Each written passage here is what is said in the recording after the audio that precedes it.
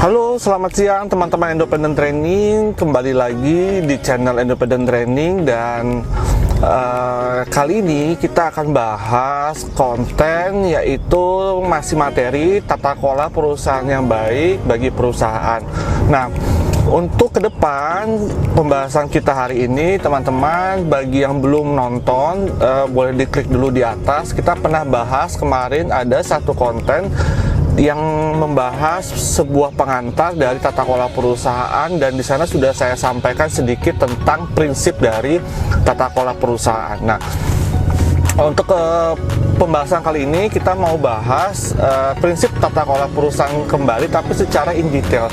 Jadi kalau teman-teman perhatikan yang di video sebelumnya itu kita masih bahas hanya satu definisi per satu prinsip. Maka di dalam konten ini kita akan membahas prinsip tata kelola perusahaan yang diambil dari buku secara teori, dan kita akan lihat perbandingkan dengan prinsip tata kelola perusahaan yang diambil dari POJK ataupun Peraturan Otoritas Jasa Keuangan. Kita juga akan masukkan beberapa contoh implementasi dari masing-masing prinsip tersebut di korporasi. Jadi secara garis besar kita akan punya 3 outline untuk pembahasan hari ini, yaitu adalah prinsip tata kelola perusahaan berdasarkan teori buku, kemudian prinsip tata kelola perusahaan berdasarkan POJK, karena kita mau tidak mau listed company dan financial industry kita comply terhadap POJK untuk implementasi tata kelolanya. Dan yang terakhir adalah kita akan bahas implementasi ataupun penerapan sedikit contoh di perusahaan seperti apa sih masing-masing dari prinsip tersebut. Oke guys, jadi untuk yang ingin tahu konten lebih lanjut, kamu tetap stay terus di channel Independent Training. Jangan lupa untuk subscribe.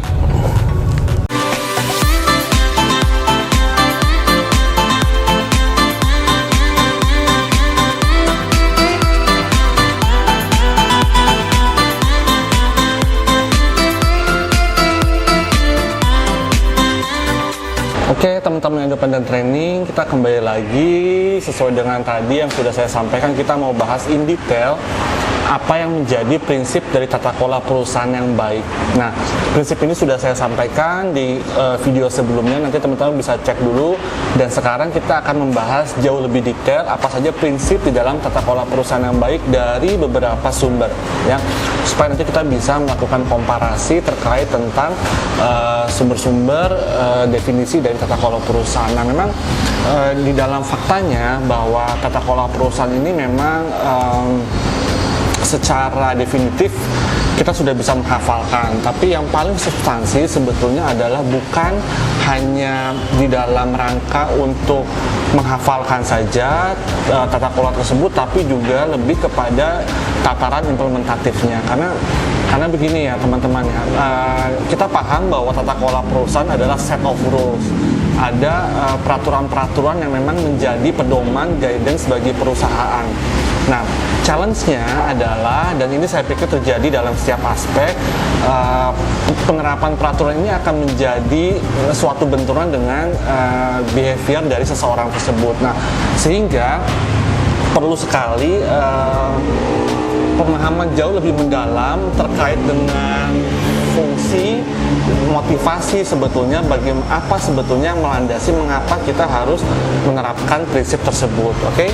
Nah, kita mulai dari prinsip secara overall. Jadi teman-teman jangan lupa ada prinsip transparansi, accountability, responsibility, independensi, dan fairness. Ini adalah 5 atau yang kita sebut dengan singkatan dari tarif, yaitu adalah prinsip yang memang sampai saat ini masih diimplementasikan dan diharapkan bisa efektif dijalankan di dalam perusahaan.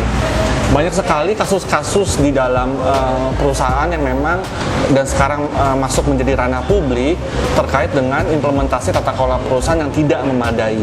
Nah, ujung-ujungnya adalah perusahaan menjadi failed, dia menjadi bankruptcy, dan dengan tingkat fraud yang cukup tinggi. Nah, itu adalah salah satu bukti dari penerapan tata kelola yang gagal, zonk ya.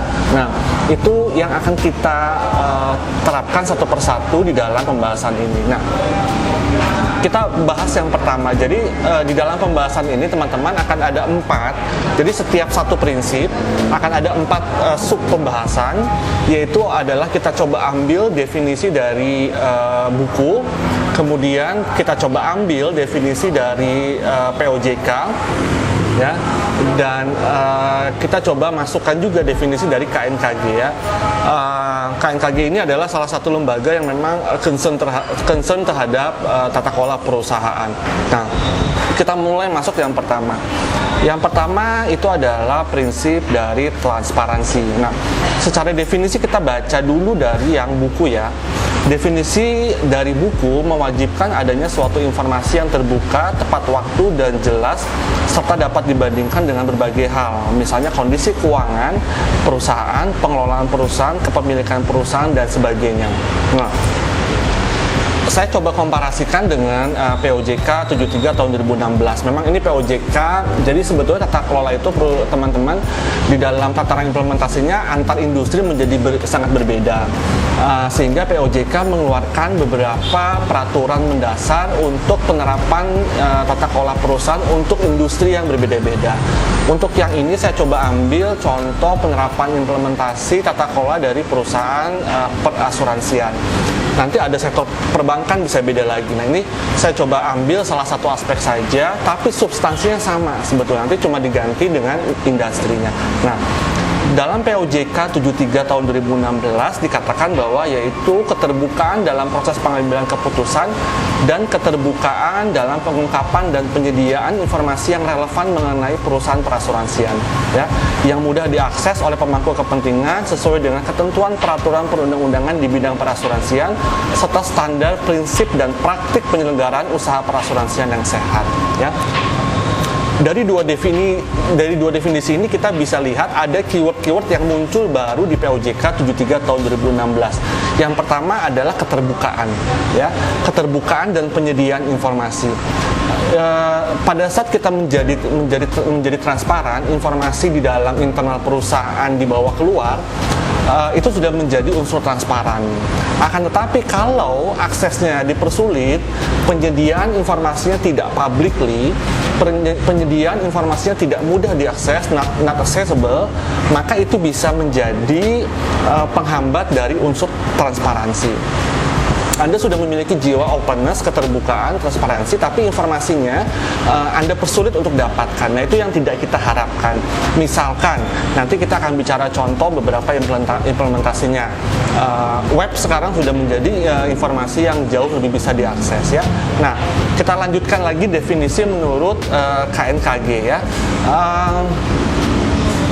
Transparansi mengandung unsur pengungkapan, disclosure, dan penyediaan informasi yang memadai dan mudah diakses, ya. Jadi teman-teman perhatikan ada kesamaan dari POJK dan KNKG, yaitu adalah penyediaan informasi yang mudah diakses, ya, accessible tadi. Transparansi diperlukan agar perusahaan asuransi dan perusahaan reasuransi menjalankan bisnis secara objektif dan sehat. Perusahaan harus mengambil inisiatif untuk mengungkapkan tidak hanya masalah yang disyaratkan oleh peraturan perundang-undangan, tapi juga hal penting untuk pengambilan keputusan pemegang saham, kreditur, dan pemangku kepentingan lainnya, ya. Nah, ada kata-kata tambah lagi di KNKG, itulah objektif dan sehat. Ini sering sekali terjadi bahwa praktek yang sehat, praktek yang, kalau tadi saya sebut di awal praktek yang memadai, rupanya di sini ada terminologi praktek yang sehat. Praktek yang sehat ini adalah tentunya kembali kepada peraturan perundangan yang berlaku dari setiap jenis industri, ya. Maka dari itu tadi saya bilang bisa jadi bahwa POJK mengeluarkan peraturan tata kelola perusahaan yang berbeda-beda karena masing-masing industri memiliki regulasinya sendiri. Masing-masing industri memiliki regulasinya sendiri. Secara substansi tarif itu akan sama, tapi bisa jadi secara teknikalnya perusahaan mining berbeda dengan manufacturing, perusahaan manufacturing berbeda dengan perbankan, perusahaan perbankan berbeda dengan perusahaan industri lainnya. Nah, ini yang menyebabkan bisa jadi peraturan perundangan bisa menjadi berbeda sehingga tata kelola perusahaan juga perlu diperhatikan.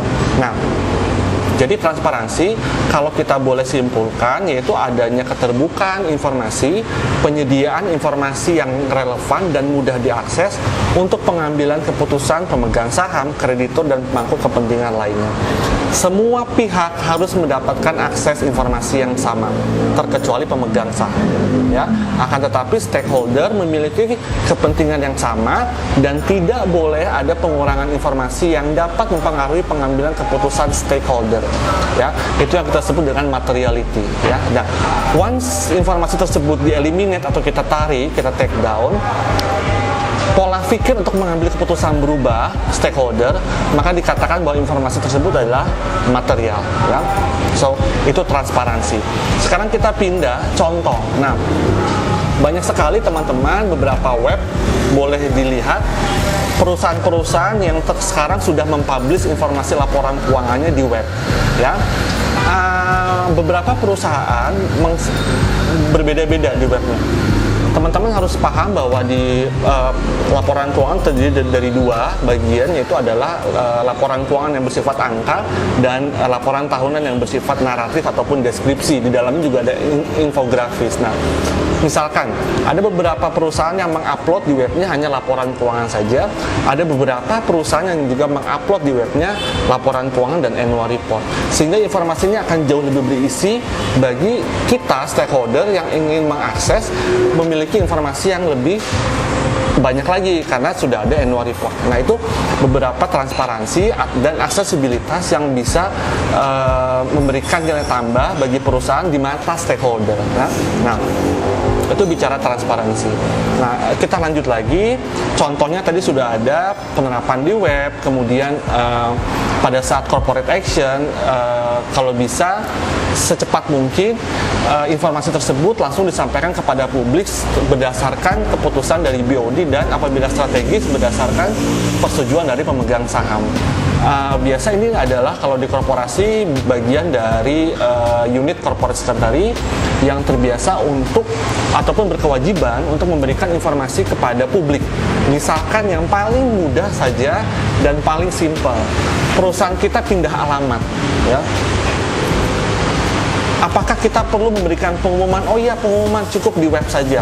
Kenapa kita tidak memberikan pengumuman tersebut melalui pasar bursa juga, melalui email dan segala macam? Artinya apa? Perubahan alamat mungkin menjadi hal yang sepele, tapi bagi beberapa pihak perubahan alamat ini menjadi penting untuk korespondensi, ya. Nah, itu adalah beberapa definisi dan contoh dari prinsip yang pertama, yaitu adalah transparansi, ya. Kita lanjut kepada prinsip yang kedua, yaitu adalah accountability atau akuntabilitas. Nah, secara definisi kita lihat dulu dari buku, ya. Definisinya adalah menjelaskan peran dan tanggung jawab serta mendukung usaha menjamin keseimbangan kepentingan antara pemegang saham dan manajemen perusahaan. Keseimbangan kepentingan antara pemegang saham dan manajemen perusahaan. Keseimbangan ini menjadi sulit. Di video sebelumnya kita udah bahas agency teori, ya. Ini ada conflicting yang memang masing-masing memiliki interestnya untuk pemenuhan ekspektasinya masing-masing antara prinsipal dan agent. Tapi di definisi sebisa mungkin harus ada keseimbangan, ya. Kemudian menurut POJK kita baca di sini, accountability adalah kejelasan fungsi dan pelaksanaan pertanggungjawaban organ perusahaan perasuransian sehingga kinerja perusahaan dapat berjalan secara transparan, wajar, efektif, dan efisien, ya. Nah, itu definisi POJK. Definisi KNKG ini cukup panjang, ya guys, tapi kita coba selesaikan. Akuntabilitas mengandung unsur kejelasan fungsi dalam organisasi dan cara mempertanggungjawabkannya. Perusahaan harus dapat mempertanggungjawabkan kinerjanya secara transparan dan wajar. Ada kesamaan kata transparan di KNKG dan di POJK, ya. Untuk itu perusahaan harus dikelola secara benar, terukur, ya. Terukur ini baru muncul di KNKG ini. Dan sesuai dengan kepentingan perusahaan dengan tetap memperhitungkan kepentingan pemegang saham dan pemangku kepentingan lainnya, ya. Akuntabilitas merupakan prasyarat yang diperlukan untuk mencapai kinerja yang berkesinambungan. Oke. Di KNKG karena narasinya lebih panjang, maka kita menemukan beberapa kata baru, ya, seperti secara transparan dan wajar, ya, kemudian secara benar dan terukur, ya, dan ada kata-kata stakeholder, ya. Nah, kita bahas yang KNKG saja, ya, karena KNKG sepertinya adalah definisi yang terdiri dari buku dan POJK. Nah, teman-teman perlu memperhatikan bahwa perusahaan ini harus transparan dan wajar. Kejelasan fungsi dalam organisasi. Kejelasan fungsi dalam organisasi. Kita masuk ke contoh. Salah satunya adalah kita harus memiliki struktur organisasi yang jelas. Struktur organisasi yang jelas mengisyaratkan tidak adanya satu orang memiliki dua tanggung jawab, apalagi dua tanggung jawab ini memiliki konflik of interest yang cukup kuat. Misalkan dia menerima dokumen dan dia juga memverifikasi. Terlebih lagi kalau katakanlah dia memverifikasi dan kemudian dia menyatakan approval atas dokumen tersebut. Pemisahan tanggung jawab dari suatu unit itu adalah salah satu bentuk dari pertanggungjawaban tugas kita, ya. Jadi kita harus mempersiapkan, yang pertama adalah struktur organisasi. Dan yang kedua, struktur organisasi yang baik itu diperlengkapi juga dengan tugas pokok dan tanggung jawab serta wewenang, ya. Artinya apa? Kita menghindari adanya tumpang tindih tanggung jawab dari suatu fungsi, ya. Jadi kita menghindari jangan sampai ada satu fungsi dia bisa memiliki dua ataupun tiga tanggung jawab. Nah, kalau kita tidak menarasikan ini menjadi struktur organisasi yang didesiminasikan ataupun dibacakan, di-announce ke SDM, kemudian dibuatkan dalam manual, maka ini akan menjadi sulit implementasinya.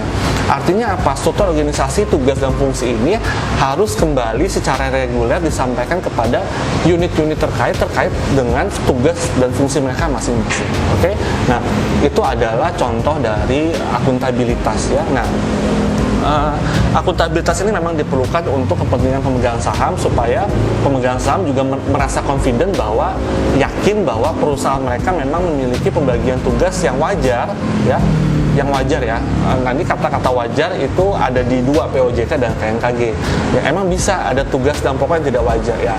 Di beberapa perusahaan type of ownership, di beberapa kepemilikan perusahaan bisa jadi ada tugas yang tidak wajar, entah dia overloading, entah dia double tanggung jawab, entah dia memiliki kewenangan yang memang tidak semestinya, ya. Itu nanti makanya harus ada kata-kata wajar di sini, ya. Nah, itu terkait tentang prinsip yang kedua, akuntabilitas. Oke. Nah, prinsip yang ketiga, responsibility ataupun tanggung jawab. Kita lihat definisinya. Definisinya di sini adalah memastikan peraturan dan ketentuan yang berlaku telah dipatuhi sebagai cerminan dipatuhinya nilai-nilai sosial, ya. Kemudian kita lanjutkan lagi definisi menurut POJK.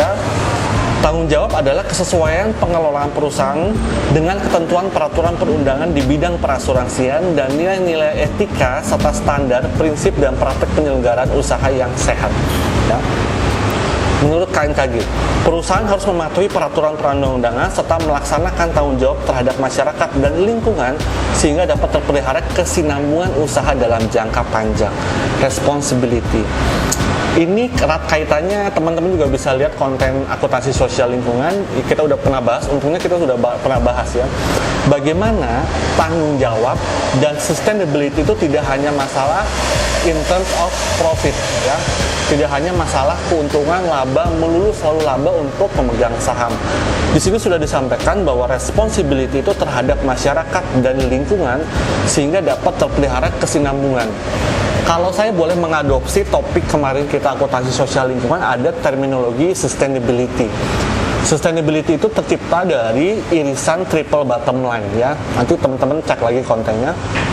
Nah, jadi teman-teman bisa lihat, ya, how it works antara kompetensi yang satu dengan kompetensi yang lain itu mereka saling berkaitan, ya. Nah, jadi responsibility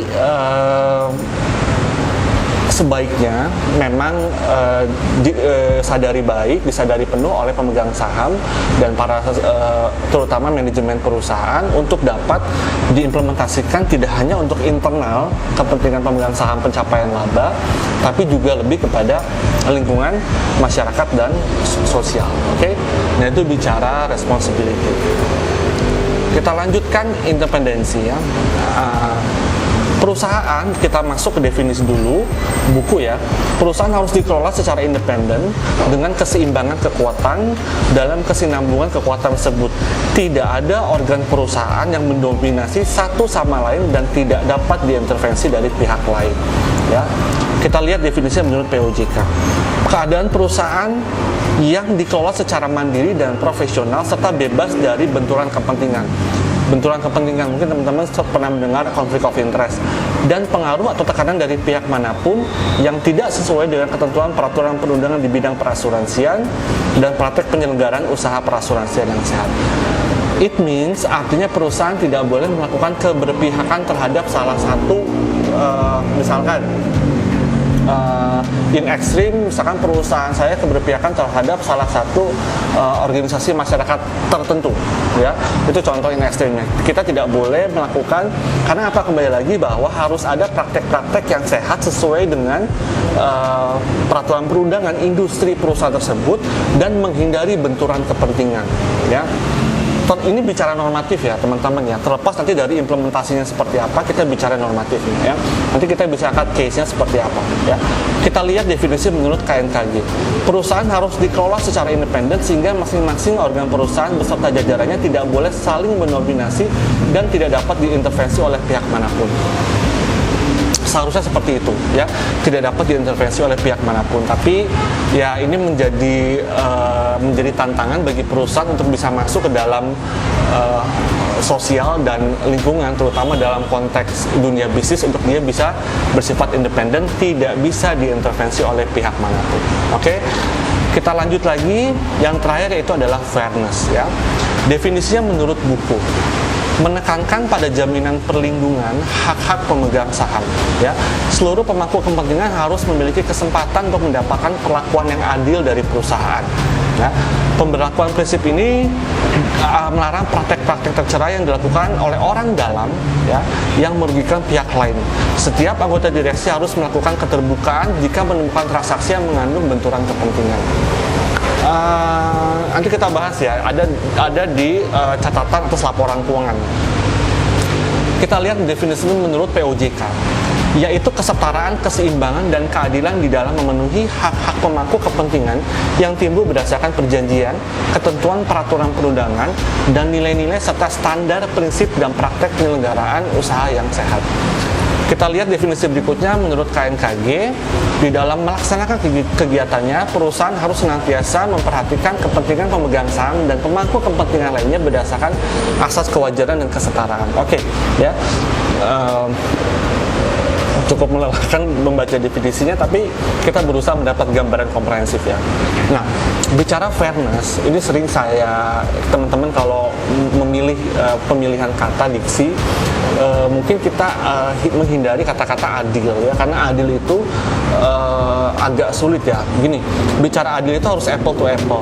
Artinya apa? Asumsinya harus sama, maka kita bisa bilang ini diperlakukan adil. Tapi masalahnya in terms of business, in terms of organisasi sosial yang cukup dinamis, kita tidak sulit untuk menemukan kondisi yang apple to apple, yang sama persis sehingga bisa mendapatkan perlakuan yang adil atau exact same, itu sulit. Sehingga kita akan bilang terminologi yang tepat adalah kewajaran. Bisa jadi perlakuannya berbeda, tapi itu yang semestinya didapat ya. Jadi adil itu menurut saya agak sulit untuk didefinisikan, karena memang agak sulit penentuannya apple to apple-nya.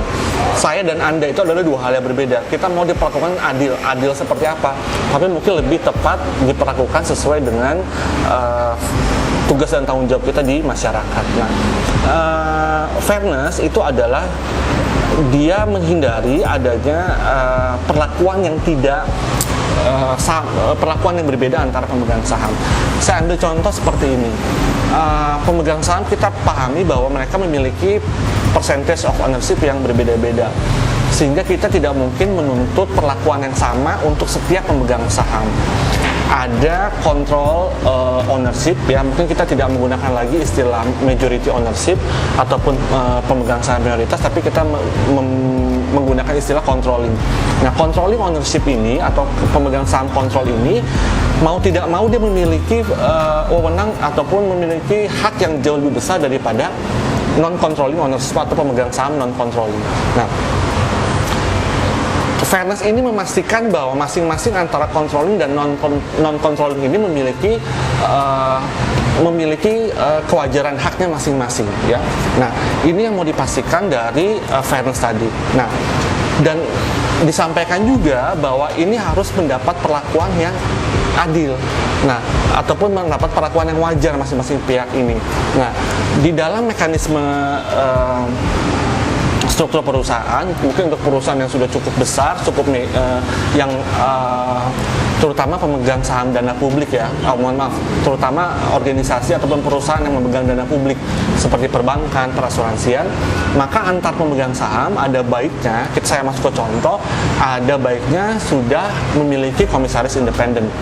Komisaris independen ini adalah dalam struktur pemegang saham, dia masuk ke dalam sebagai komisaris, ya, di dalam struktur pemegang saham dia masuk komisaris independen, tapi komisaris independen tidak memiliki saham.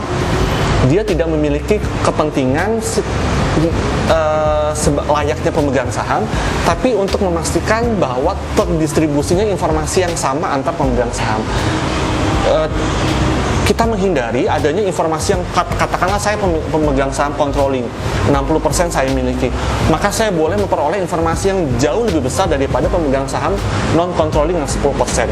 Nah, fungsinya komisaris independen ini adalah untuk memastikan bahwa kalau bisa tidak ada asimetri informasi antara controlling dan non-controlling ownership ataupun pemegang saham.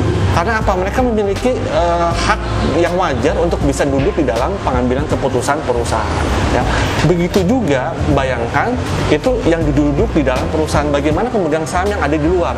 Artinya apa? Anda yang mungkin yang bermain saham, ada juga pemegang saham loh, walaupun cuma memiliki beberapa lot, tapi konten informasinya apakah kita bisa garanti sama antara pemegang saham controlling dan kita sebagai pemain-pemain kecil saham, ya?